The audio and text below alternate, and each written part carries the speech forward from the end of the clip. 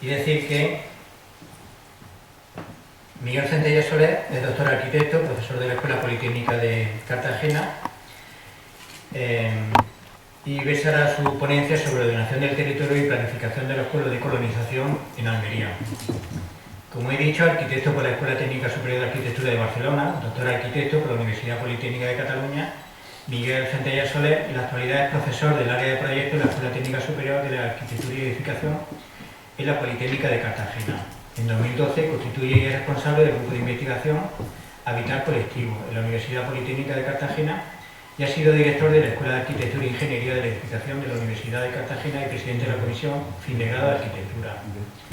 Es miembro de la Comisión Técnica de la Fundación Docomomo Ibérico en representación de Andalucía y de 2005 a 2007 ha sido coordinador en la provincia de Almería del Registro Andaluz de Arquitectura Contemporánea. Desde el 86 colabora en las actividades culturales del Colegio de Arquitectos de Almería, siendo director de la revista Documentos de Arquitectura y de la colección Archivos de Arquitectura, España siglo XX y desde 2006 de A2. Forma parte del grupo de investigación de la Universidad de Extremadura en el proyecto del Plan Nacional como especialista para el estudio de los pueblos de colonización de la provincia de Cáceres y Badajoz. Dirige varias tesis doctorales sobre arquitectura del siglo XX en España y es autor de varias publicaciones relacionadas con los pueblos de colonización en España, destacando el libro del que es autor junto a Alfonso Ruiz y Pablo García Pellicer, Los pueblos de colonización en Almería, Arquitectura y Desarrollo para una nueva agricultura. Su tesis doctoral sobre los pueblos de colonización de Fernández del Amo, Arte, Arquitectura y Urbanismo, fue publicada en 2010 por la Fundación Caja de Arquitectos en el número 31 de la colección Arqueatesis. En cuanto a su actividad profesional, ha ganado más de una decena de concursos de arquitectura, así como 4 premios Arco de la provincia de Almería. Su obra ha sido publicada en revistas y guías de arquitectura de España. Cuando quiera, Miguel. Buenas tardes, muchas gracias Inés por la presentación y también quería iniciar la intervención agradeciendo al Instituto de Estudios Almerienses la iniciativa para hacer esta jornada que yo creo que es necesaria para que el interés y la historia de los pueblos de colonización se siga conociendo y divulgando, porque como comentábamos con el señor alcalde antes de empezar el acto, cuando dentro de 50 o 100 años se escriba la historia de Almería del siglo XX, la segunda mitad del siglo XX, habrá que pensar indudablemente en la influencia de los pueblos de colonización. Vamos a ajustar un poquito los contenidos de las ponencias y yo voy a hablar también un poquito de arquitectura y Pablo García Pellicer hablará concretamente de la vivienda, de un pequeño ajuste sobre los contenidos. El Instituto Nacional de Colonización se crea en el año 39 y básicamente se organiza a unas denominadas regionales, que eran los nombres que recibían las áreas geográficas alrededor de básicamente las cuencas de los ríos, ¿no? El Duero, Tajo, Guadiana, Guadalquivir y Ebro. Pero también había 2 bastante importantes: Levante, el área de Valencia, y la sur, en la que se incluye Almería. En el mapa, no sé cómo se verá en la pantalla, los puntos rojos son los pueblos de colonización, las líneas negras la definición de estas áreas como regionales, ¿no? Entonces, bueno, se construyen en España unos 300 pueblos.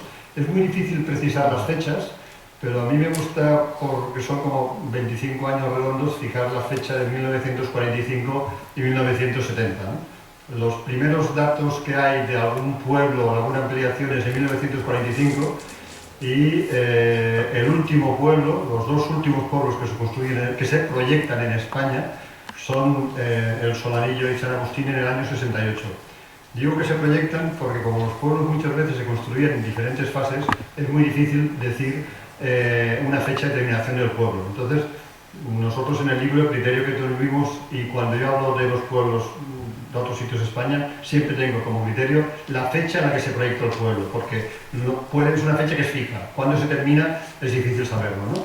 En ese sentido puedo decir que en el año 83 aún se estaba construyendo la última fase de San Agustín, hecho ya no por colonización, sino por el Irita. Ya se ha comentado, en el año 2007, con Pablo García Pellicer y Alfonso Ruiz, decidimos estudiar los pueblos de Almería. Se hace un libro que está aquí presente, sale también el folletito que, si alguien quiere, en aquel montón ahí los puede recoger, que se divulgó con la prensa local, y se organizó una exposición en el patio de luces de la Diputación con las imágenes que aquí pueden apreciarse. ¿Qué criterios tenía el Instituto Nacional de Colonización para situar los pueblos? Inicialmente no tenían claro si era conveniente que los pueblos las viviendas estuviesen agrupadas en pueblos, con lo cual los hijos podían ir a las escuelas, los colonos podían ir a comprar en las artesanías, o se podía ir a misa los domingos, ¿no? Esta era una cuestión que dio muchas dudas, porque la otra alternativa era construir las viviendas en la propia parcela de cultivo, con lo cual el colono perdía un tiempo de desplazamiento de su casa hasta la finca. Este es un dibujo que hace José Tamés, que se publica en el año 86-87, cuando él ya se había jubilado, donde explica unas circunferencias que ya, como se ha comentado anteriormente, era el módulo carro, que era la distancia de 2,5 kilómetros para recorrer en carro un tiempo máximo de 45 minutos. Que se entendía que el colono no debía perder más de 1 hora y media para desplazarse de la vivienda a la parcela, ¿no? Y fuera de estos círculos, como indica en este dibujo, fuera del interior de los círculos, viviendas aisladas en las parcelas. En Almería no se hicieron estas viviendas, supongo porque en los pueblos de Almería no se puede decir que sean tardíos, pero no son los primeros de España. Podemos decir que decía que la primera fecha es el 45 y el primer pueblo en una planta es el 48, en Almería llegamos al 54, con Roquetas en Mar el Parador, pues básicamente el 58, cuando se desarrolla Campo de Dalías y Campo de Rica, 58 a 59, como os he dicho. Intentaré explicar algunas cosas de Almería, pero también me parece que está bien para que se pueda entender qué pasaba en otros sitios de España. Pasaré algunas imágenes para ir comparando la situación que pasaba en España con la situación en Almería.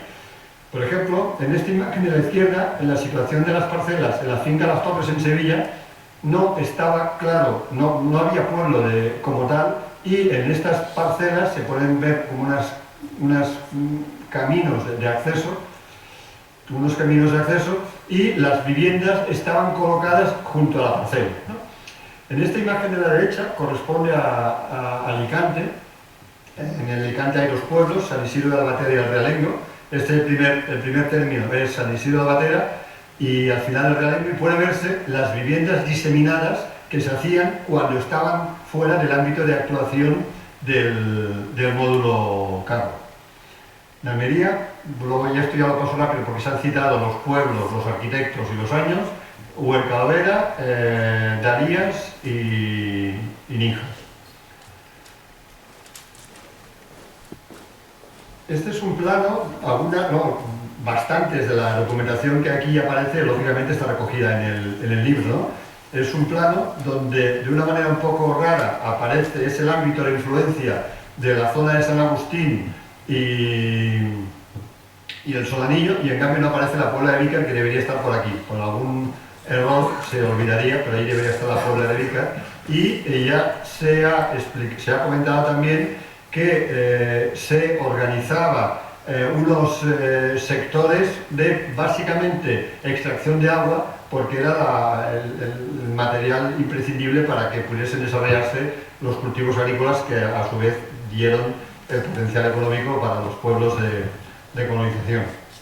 Si aplicamos un dibujo, este es un dibujo hecho por mí para explicar los pueblos del campo de Dalías, puede verse que se ha dicho que en Dalías había 8 pueblos de colonización, pero solo hay 7 círculos. ¿Qué quiere decir? Que el Sol Anillo, en teoría y siguiendo el módulo Carro, no se tenía que haber construido, porque el Sol Anillo queda dentro del ámbito de actuación de las marinas de San Agustín y Campo Nuevo del Caudillo, La Mojonera. Aquí un poco se ven los sectores. En Campo de Níjar se crean 4 sectores a partir de una nueva carretera, que es la carretera del INC para el servicio de Campo de Níjar, independiente de la antigua carretera que accedía a Níjar y que luego bajaba a Almería, y se divide en 2 sectores al oeste o noroeste de la rambla del Arteal, que es este elemento de aquí, y 2 al suroeste.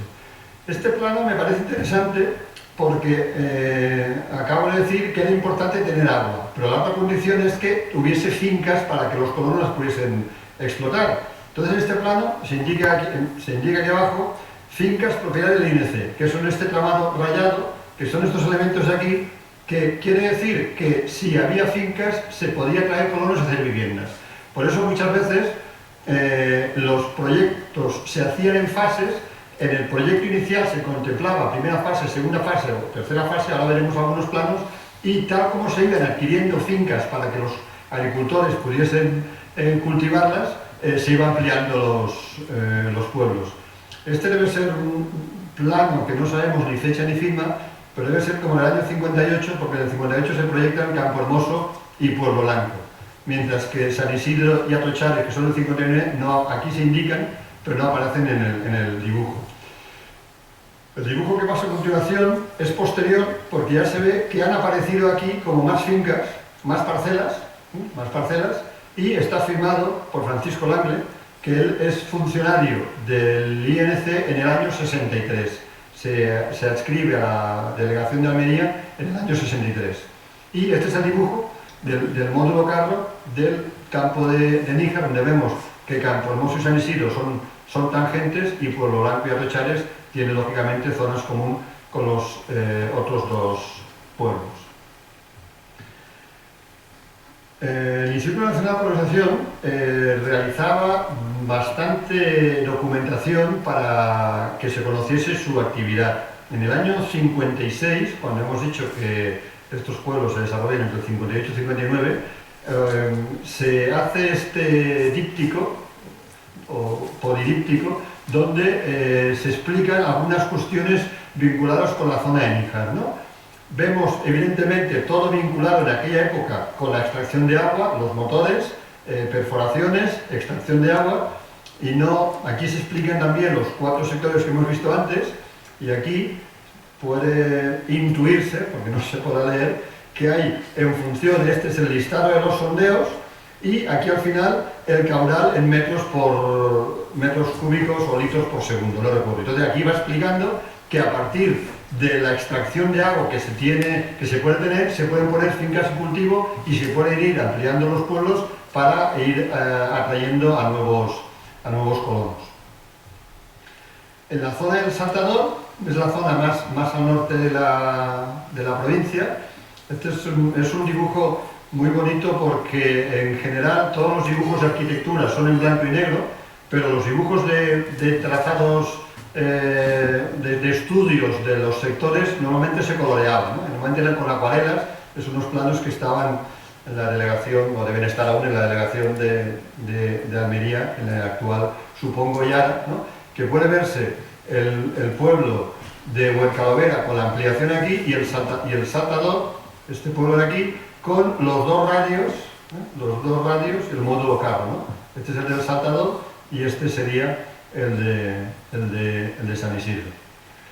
Una cuestión que quería resaltar y me parece muy oportuna la última intervención, que en todo el proceso de planificación, de ubicación de los pueblos de nación, los arquitectos no intervenían para nada, lo hacían los ingenieros, de una manera muy estricta y escrupulosa, con muchos datos, estudios topográficos, estudios de cultivos sobre qué se debía hacer, estudios geológicos y geotécnicos para ver qué suelos eran los mejores. O sea que había un proceso por parte de los ingenieros muy de detallado, y cuando se definía dónde se ubicaban los pueblos, entonces intervenía el servicio de arquitectura y los arquitectos empezaban a proyectar los pueblos.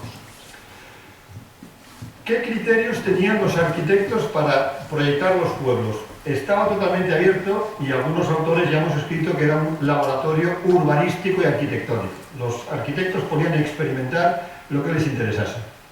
En el año 48, el arquitecto Alejandro Herrero escribe un artículo que se publica en la Revista Nacional de Arquitectura, la más influyente en aquellos años, insisto, el año 48, hemos dicho que el primer pueblo puede empezar en el 49, donde titula Independencia de circulaciones y trazado de poblados.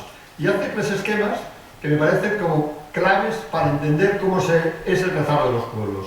Por un lado, el trazado más normal, ¿no?, que es donde la parcela, la vivienda, está en la fachada de la calle, serían las manchas negras, y las dependencias agrícolas se colocan en el fondo de la parcela. Hay calles que se llaman mixtas de personas y animales.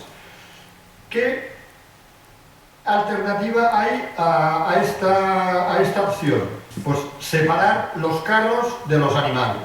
Perdón, los carros de las personas, los accesos a las viviendas. Entonces se crean calles más o menos peatonales para el acceso de las personas y calles más de tráfico inicialmente de carros y después tráfico rodado para los carros o tractores. Y luego hay una propuesta intermedia que se desarrolló muy poco, pero en Atochares hay alguna calle donde las parcelas se accede a las dependencias agrícolas por la misma calle que se accede a las viviendas. Esto es una solución muy particular. Y Alejandro Herrero propone este esquema, que es un esquema, digamos, circular, donde se accede a las viviendas por unos espacios peatonales y por otros ámbitos se accede a las dependencias agrícolas, como algún trazado veremos a continuación. Unos años más tarde, en el año 55, el propio Alejandro Herrero escribe otro artículo, 15 normas para la composición de conjunto en barriadas de vivienda unifamiliar. No hace referencia con el anterior artículo que hablaba de los trazados de poblados, ¿no?, pero entendemos que hay algunos criterios que se toman como muy definidos para el desarrollo de los pueblos de colonización. Hemos puesto los tres que intuyo que son los más importantes, ¿no? Primero, quitemos de las calles de vivienda el tráfico rodado, inhóspitas calzadas y aceras, llevándolo por circuitos exteriores. Esta sería la tercera opción. Segundo, de estas calles ya de peatones, tratémoslas como lugares de estar, de reposo, de paso, ¿no? O la tercera, que yo creo que es la más importante. Huyamos de la calle estrecha formada por dos alineaciones paralelas indefinidas. La calle recta es apropiada para el tránsito, pero no es para estar en ella ni para presentarla como modelo de arquitectura. Por el contrario, proyectemos plazoletas, rincones, finales de perspectiva. ¿Qué quiere decir esto? Que estos dos trazados, uno en el Valle de Zaragoza, es una planta absolutamente atípica de lo que fue los pueblos de colonización. Planta es una retícula absolutamente ortogonal, donde las calles horizontales se cruzan con las verticales, y es una solución muy poco al uso. Este pueblo de Fernández del Amo, en Alicante, que antes lo hemos visto, pues vuelve a pasar lo mismo, ¿no? Calles ortogonales, ¿no? Pero aquí ya nos podemos fijar como esta calle ortogonal ya se corta aquí, ¿no? O esta también, ¿no? O esta pasa por este lado, pero aquí se corta. Vamos a ver qué pasa en los pueblos de Almería, ¿no? Las marinas, ¿no? Las marinas, nos encontramos que otra cuestión importante que va a definir el trazado urbanístico es dónde el arquitecto decide ubicar los edificios públicos. Muchas veces se colocaban centrados alrededor de una plaza, como esas marinas, o veremos otros ejemplos que se van colocando dispersos por el pueblo, ¿no? Este es el plano que corresponde a la primera fase, que posteriormente se amplió, y esta foto debe ser, supongo, 59-60, recién construido el pueblo. Puede verse que prácticamente no hay invernaderos, y esta foto ya de finales de los 60, yo creo que esta foto es muy bonita, porque está explicando el pueblo de las Marinas. Esta es la avenida principal de Roquetas de Mar, con el edificio de las Gaviotas, los Arenales y algunos edificios en construcción. Lógicamente Playa Serena posteriormente se desarrolló por este lado, ¿no? Un pueblo que separa las circulaciones y que es uno de los pueblos, yo creo, canónicos para los que estudiamos este tema, es Llanos de Sotillo, de José Antonio Corrales en Jaén, ¿no? Es un pueblo atípico. Digo, hay otro en Vegas de Almenara, que no he estado, de Ayuso, que construyó pueblos en Almería, donde plantean estas calles peatonales, ¿no? Que serían estos ámbitos de aquí, de manera que aquí no están dibujadas las dependencias agrícolas, pero se entiende perfectamente que las dependencias agrícolas se entran por aquí en calles en fondo de saco, ¿no? Por esta de aquí o esta de aquí arriba, ¿no? Entonces, un niño que vive aquí pasa por debajo del porche, va al centro cívico totalmente atípico, que sea un único edificio donde están todos los edificios juntos. Esto de aquí son las escuelas.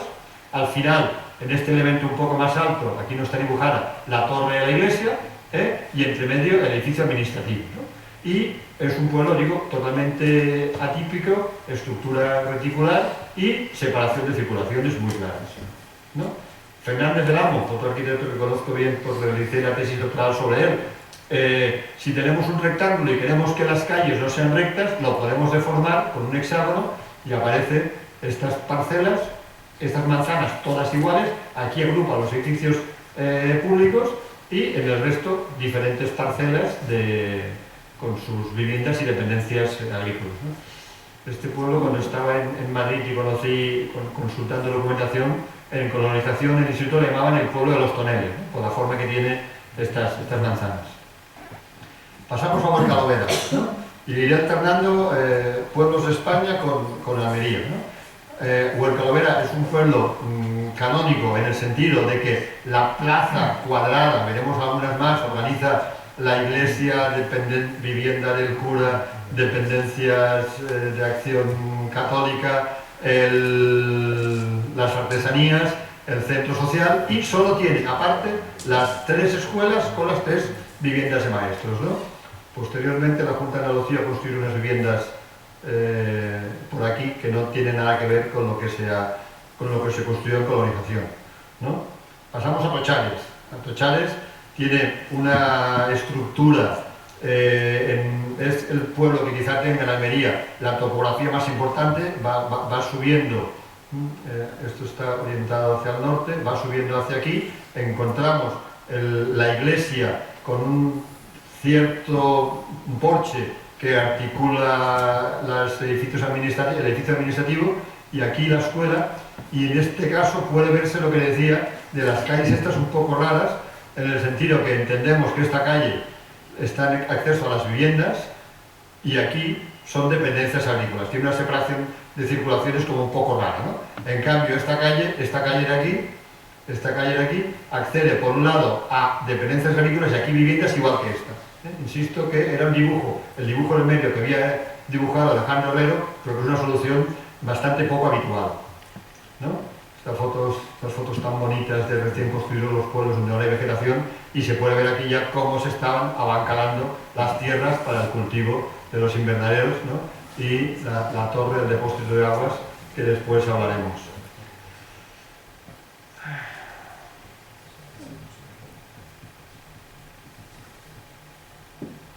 El Solanillo es un trazado totalmente atípico por una cuestión que se entiende, creo, muy fácilmente, ¿no? Tenemos una estructura con separación de circulaciones, por esta calle y por esta de aquí, pero ya se ve que lo que está dibujado más en gris es lo que se hace en la primera fase. Entonces, parece poco claro por qué en la primera fase no se construye estas viviendas aquí y en cambio se cogen unas viviendas por aquí sueltas, que ahora veremos la fotografía, que no tiene ningún sentido, y es también totalmente ilógico que con este trazado ortogonal que hay por aquí, con la plaza que aglutina todos los edificios públicos, aquí aparecen 2 calles inclinadas con una separación de circulaciones que la tiene en esta calle y en esta calle no. Es como repito, muy atípico y se ve muy claro en esta imagen, ¿no? Esta imagen debe ser del 72, 73, ¿no? Se ve toda la estructura absolutamente ortogonal abierta a la plaza. El norte estaría hacia allí, aquí estarían las norias y abajo sería la carretera que baja hacia las Marinas y Roquetas, y aquí se ven estas viviendas que están absolutamente fuera de lugar, pero ya se intuye por este camino lo que tenía que haber sido la ampliación del pueblo. Y del Solanillo me parece interesante destacar esto, porque yo he visitado unos 70-80 pueblos en España y Solanillo es el único pueblo que conozco que existe. El depósito de aguas, que es como muy habitual, donde a partir de aquí, es el ámbito donde está el agua, contiene el agua y por presión se pone en el punto más alto del pueblo, hemos visto el de Atochares, pero lo que no es habitual, yo no he visto en ningún sitio de España, es que haya un depósito semienterrado donde almacena el agua que luego impulsa a este depósito superior y por la verata accede a las viviendas. Esto es una imagen totalmente inédita. Bueno, la imagen no es inédita, la solución es inédita, esta protegerse porque, y se le diese un cierto uso, porque digo, es lo único que yo conozco que existe en España. El parador, es muy difícil, no hay ningún plano que explique el parador, porque se hizo también con diferentes fases, pero me parece interesante explicar que es un pueblo. Luego hablaremos de los pueblos de cruce, ¿no? La carretera nacional está de aquí, esto ya se ha derribado, y aquí está el McDonald's con la rotonda que baja de la autovía, y la bajada hacia Roquetas con la playa por aquí y el pueblo que se desarrolla en este ámbito. Roquetas de Mar, primer pueblo que se hace en el año 54, a partir de la ampliación de un pueblo que existía, que era esto de aquí, por eso no se hace iglesia, una estructura como muy racional, una plaza, luego la veremos, con las artesanías, el edificio social y las escuelas, y estos dibujos coloreados donde se ven los edificios públicos, o las norias, una cuestión interesante que no hemos podido saber por qué este trazado inicial, con unas calles puestas en perpendicular a la del acceso principal del pueblo, este sería la calle que va, la carretera que va hacia el Ejido en este lado y por aquí hacia Roquetas, pues este trazado inicial con la iglesia, escuelas, viviendas de maestros y artesanías, se gira y se hace una parcela, una manzana paralela a este de aquí, ¿no? Yo la única justificación que encuentro que esto es norte, con lo cual estas parcelas están orientadas norte-sur y estas estaban orientadas este-oeste, que en principio es peor orientación este-oeste que norte-sur, puede ser una justificación, ¿no? Y esta foto también de los primeros 60, donde puede verse que algunas parcelas, en este caso las centrales, la vivienda se gira, la parcela se gira respecto a la calle y en lugar de tener un plano continuo, como de alguna manera puede tenerse aquí o puede tenerse aquí de construcción, el plano, las viviendas se van decalando poco a poco y aparecen diferentes planos que definen la calle, ¿no? O qué criterio tan poco relacionado con el funcionamiento de los vehículos, con el desplazamiento, cuando esta calle tiene un pequeño giro para evitar que se vea la prolongación completa de todo el pueblo.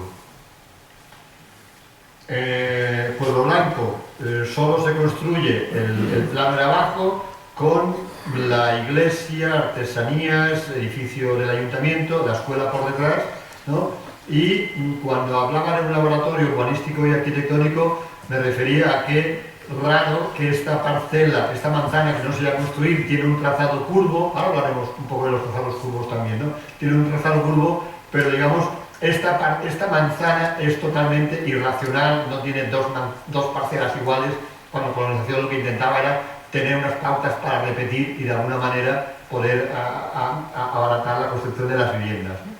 Entonces aquí, este ámbito de aquí, esto es lo que no se construyó, ¿no?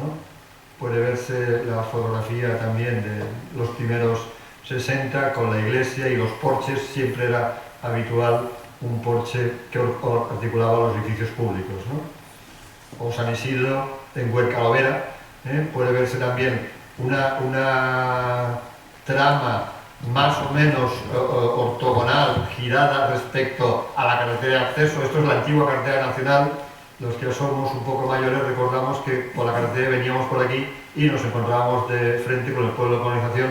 Solo se llegó a construir la parte que está más oscura, porque luego estas zonas de aquí sirvieron para construir el hospital de Huercalovera, con el aparcamiento que anda por aquí, y la línea roja marca lo que fue el Instituto de Colonización. O sea que solares del Instituto de Colonización acabaron utilizándose para construir el hospital, al no construirse la segunda fase, ¿no? O San Isidro de Níjar, también digo, cuesta explicar los trazados con un solo plano porque las diferentes ampliaciones hace que a veces sea conveniente poner el primer plano, donde aquí se ve que el arquitecto San Isidro es del mismo arquitecto que Atochares, Agustín Delgado de Robles, decide poner los edificios públicos todos juntos.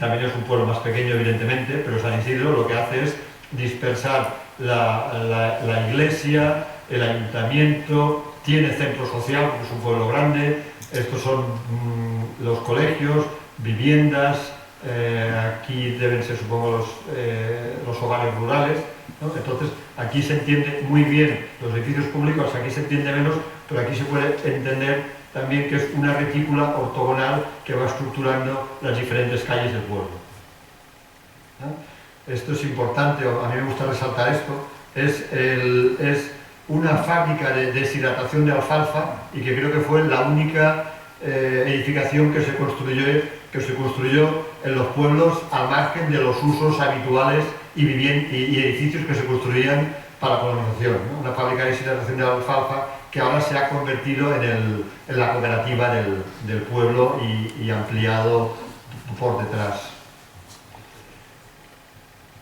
Cuando los pueblos no tienen una malla, aparecen pueblos con 2 o 3 mallas, ¿no? Puede verse un dibujo de Alberche de Caudillo en Toledo, donde un pueblo apoyado sobre esta carretera tiene esta trama, que luego se gira con esta otra trama, y siempre, cuando tienen 2 o 3 tramas, en la intersección aparecen los edificios públicos, ¿no? O, por ejemplo, 3 tramas, ¿no? Este en Villafranco del Delta, en Tarragona, el único que hay en Tarragona, que organiza una trama en este sentido, otra en este, esta calle ya se ve el trazado que tiene, ¿no? Parcelas en forma curva, o sea, una manera totalmente dispersa de organizar el pueblo. Y lógicamente en Almería el caso más característico de 2 tramas es el Agustín, ¿no? Agustín es un pueblo grande. Aquí la foto corresponde a la primera ampliación, que es lo que está marcado aquí en negro. Aquí se ve la segunda ampliación, pero luego esto creo que no se hizo, y se construye esto de aquí, y luego se hace una tercera ampliación, el Irida, pero con parcelas mucho más pequeñas y sin dependencias agrícolas, ¿no? Entonces puede verse la plaza también, luego la veremos.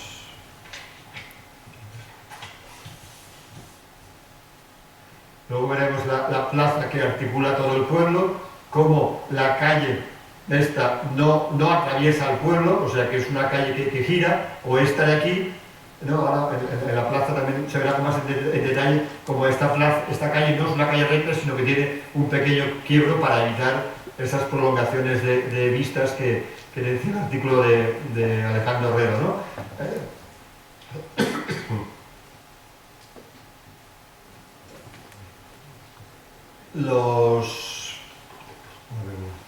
Los edificios públicos alrededor de la plaza, las escuelas y las viviendas de maestros. Campohermoso, otro pueblo también que tiene 2 tramas, una que organiza sobre la carretera que va a Fernán Pérez, y esta que es la que había hecho el Instituto de Colonización, y Fernández del Amo ubica los edificios públicos por diferentes sitios del pueblo. Posteriormente se amplía hacia el suroeste por Francisco Langle, y esta es la vista desde la carretera que va a Fernán Pérez, y Almería estaría a la izquierda con la hermandad sindical y la iglesia con la torre en este punto, ¿no?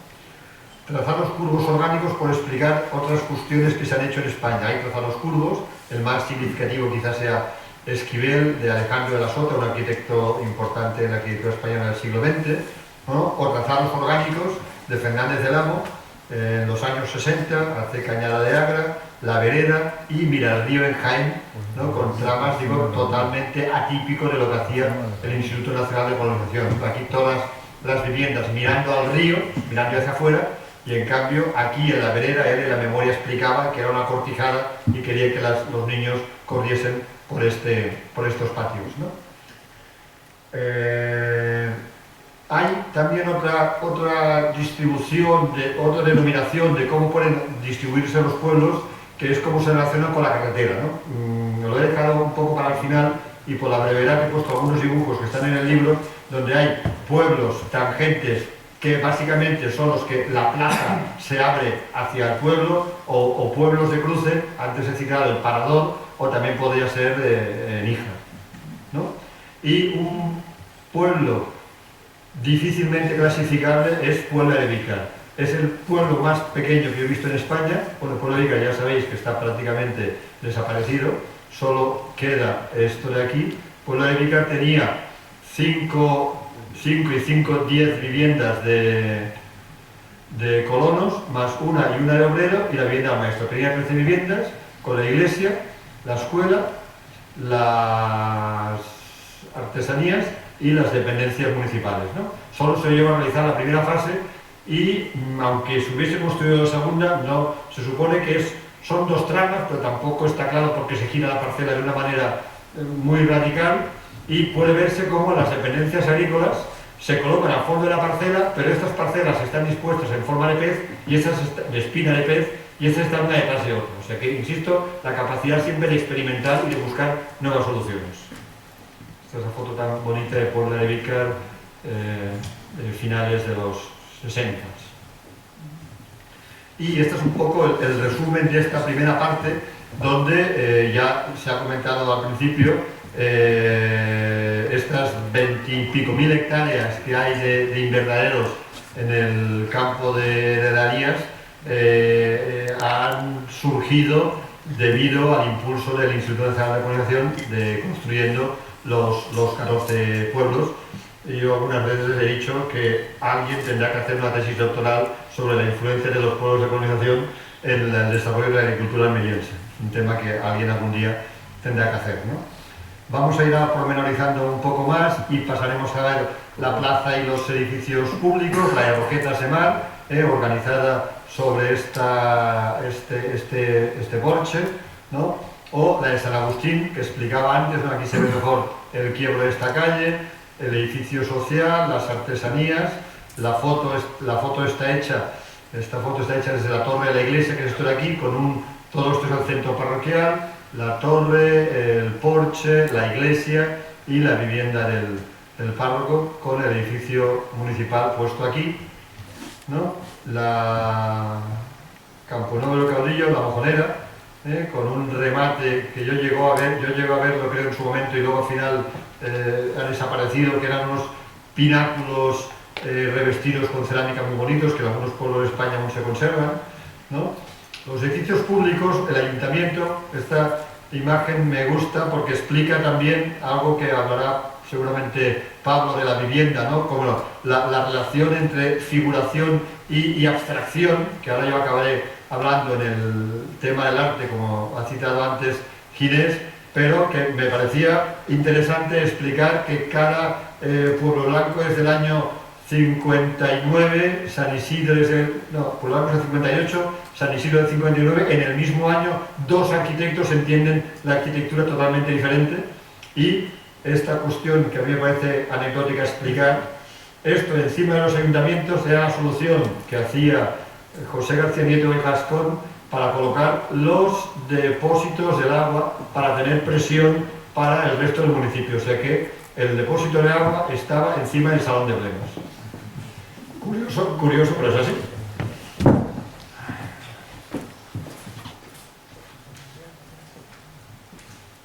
Las artesanías siempre organizadas sobre estos porches, de manera que se suponía que la gente paseaba por ellos, y en la planta baja estaba el local comercial. En algunos sitios también, en algunos proyectos aparecía el nombre de abacería, que es el nombre un poco de los comestibles, que a mí me gusta mucho ese nombre porque sirve para explicar las diferentes comestibles que podían comprar. Y en la parte primera, en la planta alta, estaba la vivienda del comerciante, ¿no? Las escuelas, separadas evidentemente por los criterios de la época entre niños y niñas, eran escuelas muy elementales con aulas de 3 pórticos de 3 metros por 6 de profundidad, 54 metros cuadrados, y luego había los aseos, un pequeño despacho para el profesor, un ropero.